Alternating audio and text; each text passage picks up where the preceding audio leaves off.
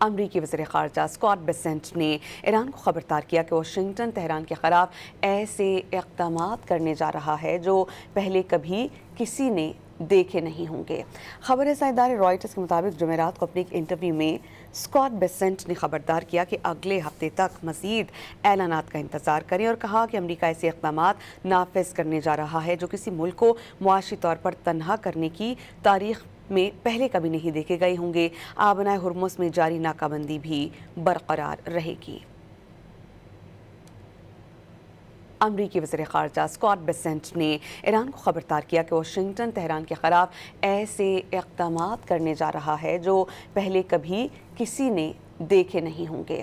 خبر رساں ادارے رائٹرز کے مطابق جمعرات کو اپنے ایک انٹرویو میں اسکاٹ بیسنٹ نے خبردار کیا کہ اگلے ہفتے تک مزید اعلانات کا انتظار کریں اور کہا کہ امریکہ ایسے اقدامات نافذ کرنے جا رہا ہے جو کسی ملک کو معاشی طور پر تنہا کرنے کی تاریخ میں پہلے کبھی نہیں دیکھے گئے ہوں گے۔ آبنائے ہرمز میں جاری ناکہ بندی بھی برقرار رہے گی۔